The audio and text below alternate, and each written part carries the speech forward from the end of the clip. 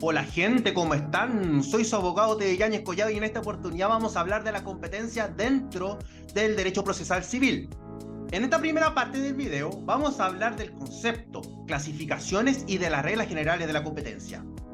Pero antes de hablar de este tema, si les gusta mi contenido y mi canal Espacio Grado CL, no olviden suscribirse.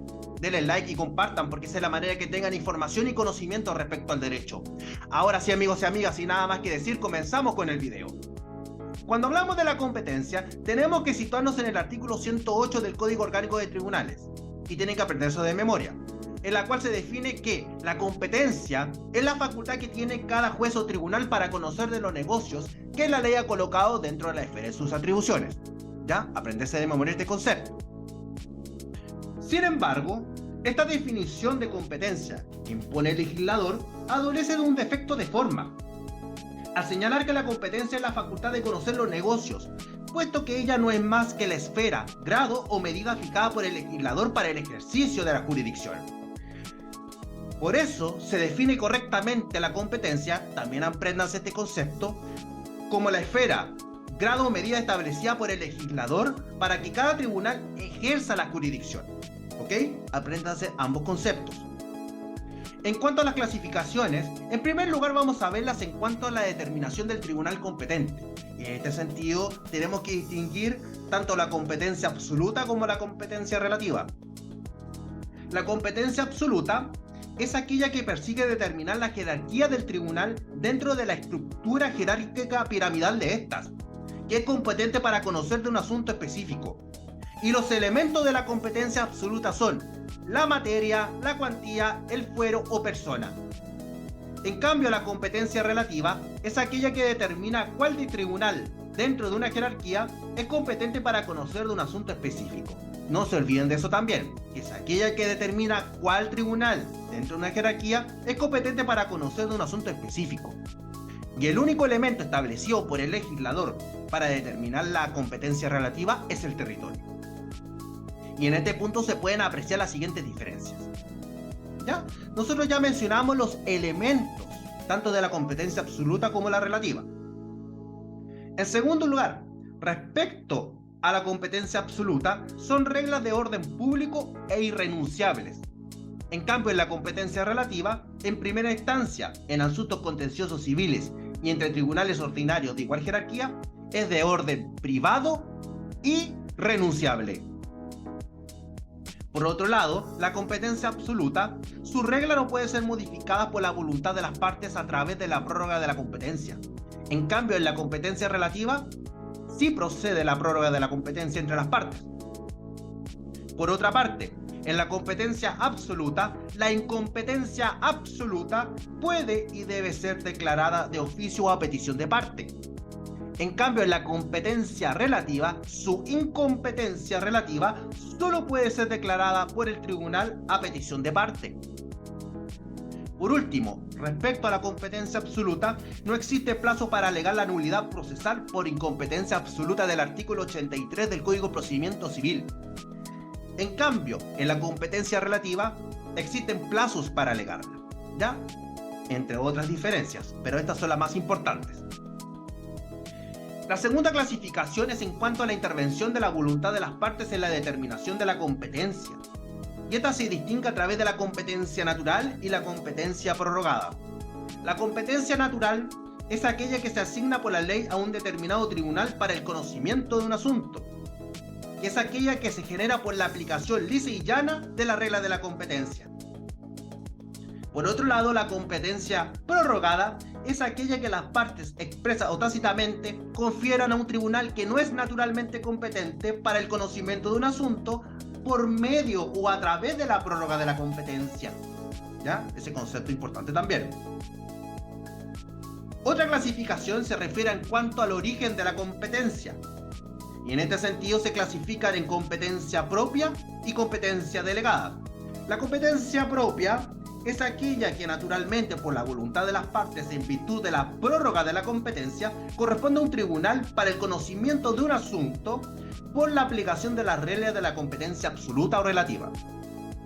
Esto de acuerdo al artículo 7º del Código Orgánico de Tribunales. O sea, Dentro del principio de territorialidad del tribunal con competencia propia, existe excepcionalmente la posibilidad de que el tribunal con dicha competencia realice actuaciones fuera de su territorio jurisdiccional. Y así lo dice en el siguiente caso, que el tribunal que posea competencia propia puede realizar la prueba de inspección personal del tribunal fuera de su territorio jurisdiccional, de acuerdo al artículo 403 del Código de Procedimiento Civil. Es un ejemplo. Ahora, respecto a la competencia delegada, es aquella que posee un tribunal que no conoce del asunto para la realización de diligencias específicas, por habérselas delegado para el solo efecto del tribunal que posea la competencia propia. ¿Ya? El tribunal que delega su competencia propia en otro tribunal que requiere ser de un distinto territorio jurisdiccional, lo hace solo para diligencias específicas. Entonces, el medio a través que se realiza la delegación es el exhorto, es el medio idóneo, en la cual son las comunicaciones que el tribunal que conoce de una causa dirige a otro tribunal, sea nacional o extranjero, para que practique u ordene practicar determinadas actuaciones judiciales dentro de su territorio jurisdiccional. ¿Ya? Apréndase bien este concepto igual del exhorto, téngalo presente. En cuanto a la extensión de la competencia que poseen los tribunales para el conocimiento de los procesos, hay que distinguirlas en competencia común o especial. La común es aquella que permite a un tribunal conocer indistintamente de toda clase de asuntos, sean civiles, contenciosas o no contenciosas o penales. Y la regla general es que la competencia sea común, y tenemos los casos de la Corte de Apelaciones y de la Corte Suprema, porque ambas van a tener siempre una competencia común.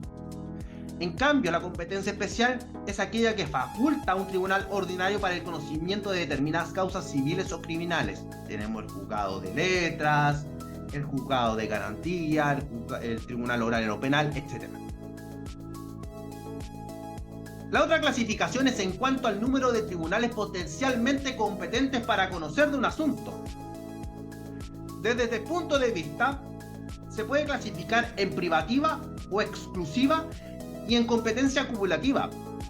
La competencia privativa o exclusiva es aquella en que, de acuerdo a la ley, existe un solo tribunal competente para conocer del asunto, con exclusión de todo otro tribunal.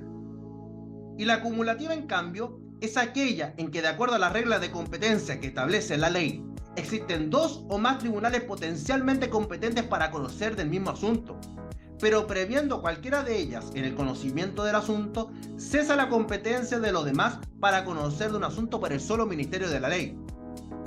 Ejemplos de estas competencias son: 1. Para el conocimiento de una acción inmueble, son competentes el tribunal donde se contrajo la obligación o el lugar donde se encontrara la especie reclamada. Esto de acuerdo al artículo 135 del Código Orgánico de Tribunales.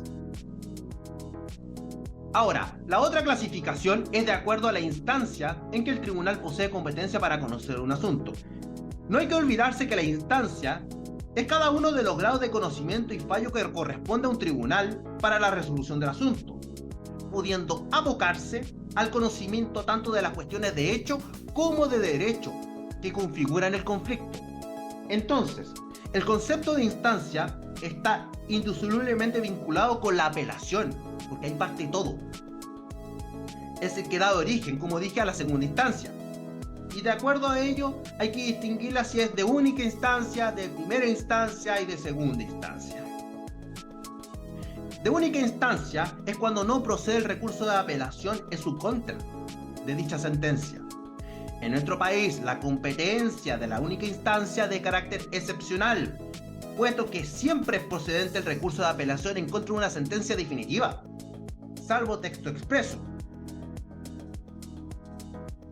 En el sistema procesal penal se altera esta regla general y se contempla el conocimiento en única instancia del juicio oral por el tribunal oral en lo penal y del procedimiento simplificado por el juez de garantía. Respecto a la primera instancia, para el conocimiento de un asunto, cuando es procedente la interposición del recurso de apelación en contra de la sentencia que se le dio dictar para su resolución. Esa es la primera instancia. Es procedente el recurso de apelación. En segunda instancia, ésta se encuentra conociéndose de dicho recurso de apelación interpuesta en contra de una sentencia definitiva pronunciada por un tribunal de primera instancia. Eso se refiere a la segunda instancia. Por último, en cuanto a la materia civil, respecto a la cual se extienda la competencia, se puede clasificar en competencia civil contenciosa, en competencia civil no contenciosa, según se promueva o no el conflicto entre las partes en la causa. Ahora vamos a hablar de las reglas generales de la competencia. Como concepto, son los principios básicos que establece el legislador respecto de la competencia y que deben aplicarse sin importar la naturaleza del asunto y la clase o jerarquía del tribunal que debe conocer de él. ¿Ya? Es el concepto de las reglas generales de la competencia. En cuanto a sus características, en primer lugar son generales, en el sentido de que reciben aplicación respecto de todos los asuntos que conocen los tribunales ordinarios.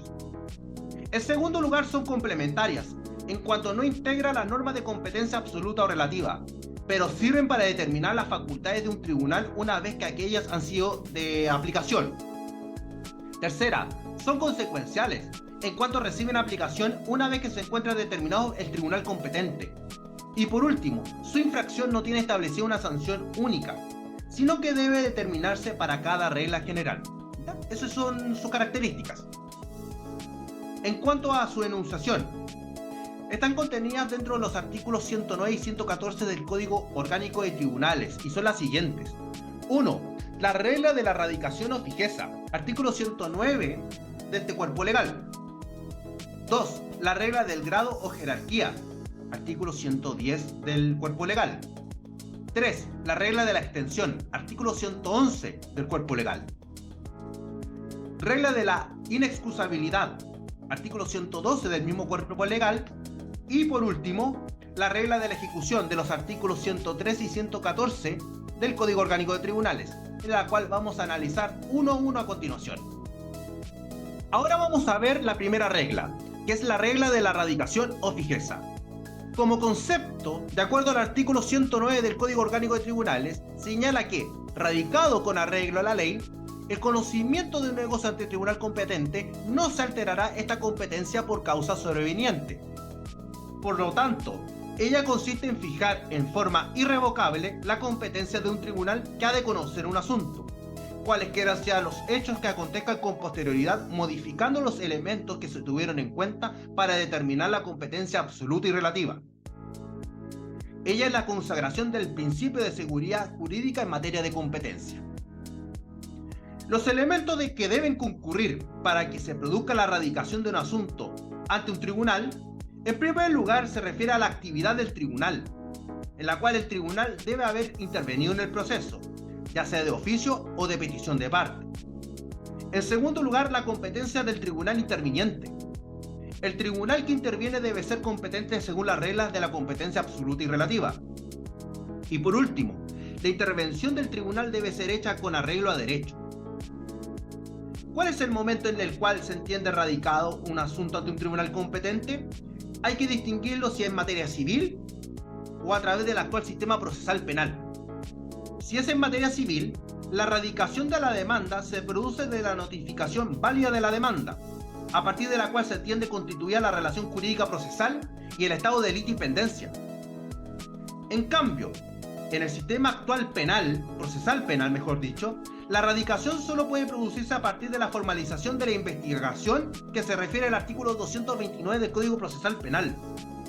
La investigación preliminar en el nuevo sistema penal es una actuación de carácter administrativo y no jurisdiccional, por lo que mal cabría requerir la competencia que es solo propio de la actividad jurisdiccional. ¿Cuáles son las excepciones a la regla de la radicación? Ellas consisten en que no obstante encontrarse fijado el tribunal correspondiente por el hecho posterior al proceso, debe pasar a otro tribunal para su conocimiento y fallo. Es menester destacar que para que exista realmente una excepción a la regla de la radicación, el cambio que produce con posterioridad debe decir relación con el tribunal y con la persona del juez, por lo que no existe una excepción por la regla de la subrogación. Tradicionalmente se ha señalado que son una excepción a la regla de la subrogación. 1. El compromiso. por lo que las partes entregan la decisión del asunto a un juez árbitro. 2. La acumulación de los autos. Estos se distinguen, esta acumulación de autos, en materia civil y en materia penal. En materia civil, en la acumulación de los autos, es un incidente especial que tiene por finalidad evitar el pronunciamiento de sentencias contradictorias, manteniendo la continencia o la unidad de la causa. Ahora, respecto a la acumulación de autos en materia penal, opera la acumulación de investigaciones, pero esta constituye una facultad del Ministerio Público. Artículo 159 del Código Orgánico de Tribunales. Ahora vamos a ver la segunda regla, que es del grado o jerarquía.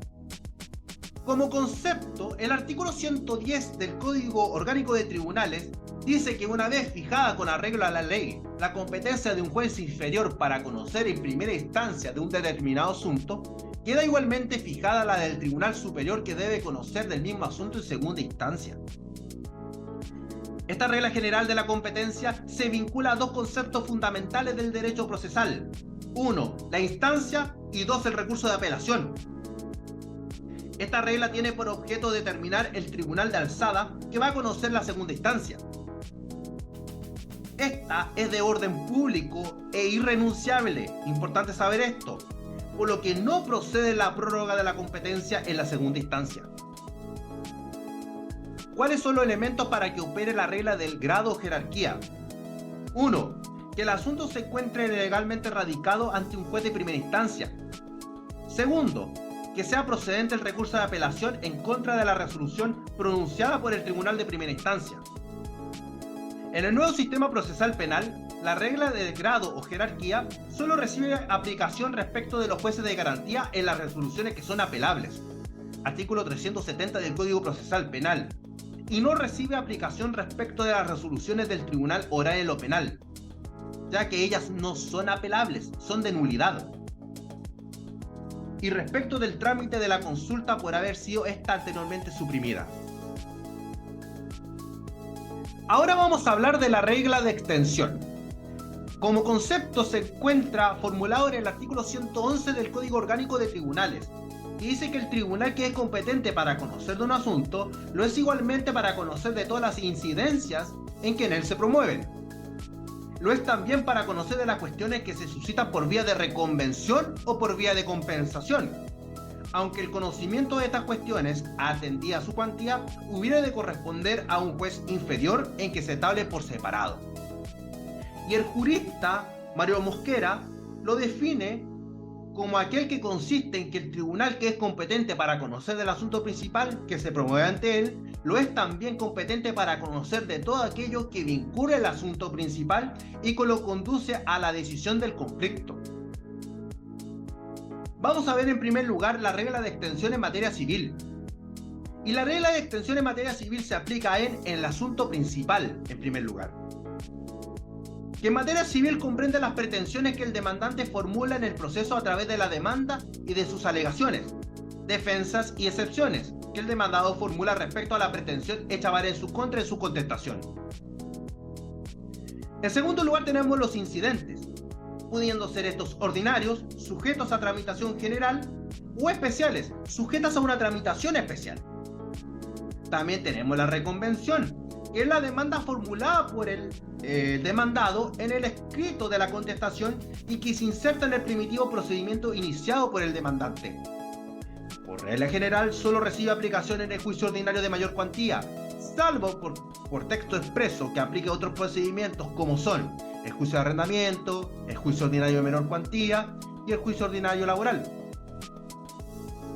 También en la compensación, desde la perspectiva del derecho civil, es un modo de extinguir las obligaciones recíprocas existentes entre dos personas hasta la concurrencia del menor valor, regulados en el artículo 1655 y siguientes del Código Civil.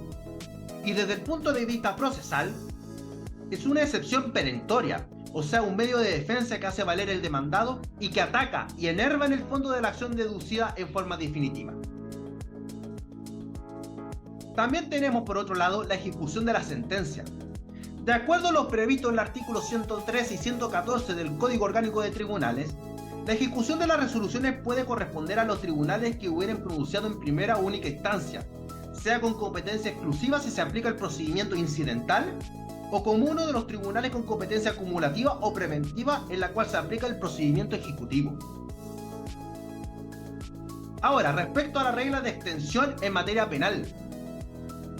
En sede de garantía y en el tribunal oral en lo penal, en virtud de dicha regla, podemos conocer, 1. Del asunto principal, o sea, de la acción penal destinada a la averiguación de todo el hecho punible y obtener la sanción del delito que resulte probado.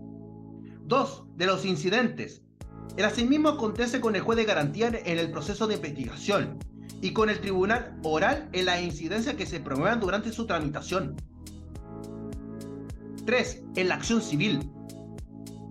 En este sentido, en la acción civil tenemos que ver la acción civil restitutoria, indemnizatoria y la reparatoria. En la acción civil restitutoria, solo podrá ser conocida por el juez del crimen si ella se intenta por la víctima en contra del imputado. Artículo 59, inciso segundo del Código Procesal Penal. En la acción civil indemnizatoria, solo existe esta competencia acumulativa si la indemnización es ejercida por la víctima en contra del imputado. Si la acción civil es intentada por personas distintas a la víctima o contra personas distintas al imputado, solo podrá ser conocido por el Tribunal Civil. Y en la acción civil reparatoria, es la que sigue las mismas reglas al respecto. Respecto ahora a las cuestiones prejudiciales civiles, la regla general es que corresponde al juez de garantía en el procedimiento penal conocer de todas las cuestiones prejudiciales civiles que se hagan valer. Sin embargo, existen ciertas excepciones que solo podrán ser conocidas por el juez civil. Entre ellas son las siguientes: las cuestiones sobre la validez del matrimonio, las cuestiones sobre las cuentas fiscales y las cuestiones sobre el estado civil cuya resolución deba servir de antecedente necesario para el fallo de la acción penal persecutoria en los delitos de usurpación, ocultación o suspensión del estado civil. También encontramos los delitos que versen sobre el dominio u otro derecho real constituido sobre inmuebles. El conocimiento de estas excepciones corresponde al tribunal en lo civil, cuando se promueve una cuestión prejudicial civil. El proceso penal se suspende por medio de un sobreseimiento temporal, de acuerdo al artículo 409, número 4 del Código Procesal Penal y el artículo 252, letra C del mismo cuerpo legal. La legislación aplicable a las cuestiones prejudiciales civiles lo determina el artículo 173, inciso final del Código Orgánico de Tribunales, que señala que en todo caso, la prueba y la decisión de las cuestiones civiles que es llamado a juzgar el tribunal que conoce de los juicios criminales se sujetarán a las disposiciones del derecho civil. Otra regla es la regla de la prevención o inexcusabilidad. Como concepto, está contenido en el artículo 112 del Código Orgánico de Tribunales, que dice: siempre que según la ley fuere competentes para conocer de un mismo asunto dos o más tribunales, ninguno de ellos podrá excusarse del conocimiento bajo el pretexto de haber otros tribunales que puedan conocer del mismo asunto, pero el que haya prevenido en el conocimiento excluye a los demás, en las cuales cesan desde entonces para ser competentes. ¿Cuáles son los elementos que deben concurrir para la aplicación de la regla? Vamos a ver. 1. Que de acuerdo con la regla de la competencia existieren dos o más tribunales potencialmente competentes para conocer de un asunto, situación que se materializa en los casos que existen competencia acumulativa. 2. Que el demandante presente su demanda en uno de ellos. 3. Que uno de los tribunales prevenga en el conocimiento del asunto, instante a partir del cual cesa la competencia de otros tribunales que hubieran sido potencialmente competentes para conocer ese asunto. Por último, la regla de la ejecución. Como concepto, está contemplado en el artículo 113, inciso primero del Código Orgánico de Tribunales, que dice: la ejecución de las resoluciones corresponde a los tribunales que hubiere pronunciado en primera o en única instancia.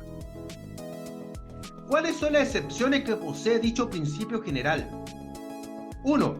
En el nuevo sistema penal, la ejecución de las sentencias penales y de las medidas de seguridad previstas en la Ley Procesal Penal será de competencia del juzgado de garantía que hubiera intervenido en el respectivo procedimiento penal. Artículo 113, inciso segundo del Código Orgánico de Tribunales. Segundo, en el nuevo proceso penal, La ejecución de la parte civil de la sentencia definitiva dictada en el proceso penal no debe ser ejecutada ante los tribunales penales, sino ante un juzgado de letra civil que fuere competente al respecto. Artículo 172 del Código Orgánico de Tribunales. Según el Código Procesal Penal, el artículo 472 al respecto se refiere al cumplimiento de la decisión civil de la sentencia, en la cual van a regir las disposiciones sobre la ejecución de las resoluciones judiciales que establece el Código de Procedimiento Civil. Ello implica que el único procedimiento aplicable para la ejecución de esta sentencia es del juicio ejecutivo, ya que no cabe aplicar el procedimiento incidental porque solo es procedente cuando se solicita ante el tribunal que conoció del asunto en primera o en única instancia. Tercero, los tribunales que conozcan de la revisión de las sentencias firmes o de los recursos de apelación, de casación o de nulidad contra sentencias definitivas penales, en las cuales se ejecutarán los fallos que dicten para su sustanciación. Y podrán también decretar el pago de las costas adeudadas a los funcionarios que hubieran intervenido en su tramitación, reservando el de las demás costas para que sean decretadas por el tribunal de primera instancia. Si bien esta regla es aplicable en lo relativo al cumplimiento de los autos y decretos, no lo es respecto de otras resoluciones, ya que en las sentencias definitivas o interlocutorias se puede solicitar su cumplimiento conforme al procedimiento incidental ante el tribunal que la pronunció en primera o única instancia. Y si se requiere iniciar un nuevo juicio, deberá aplicarse el juicio ejecutivo cuya competencia es acumulativa. Y es la situación que se contempla en el artículo 114 del Código Orgánico de Tribunales, en la cual dice, por último, que siempre que la ejecución de una sentencia definitiva hiciere necesaria la iniciación de un nuevo juicio, podrá este deducirse ante el tribunal que menciona el inciso primero del artículo precedente, o ante el que sea competente en conformidad a los principios generales establecidos por la ley, a elección de la parte que hubiere obtenido en el pleito.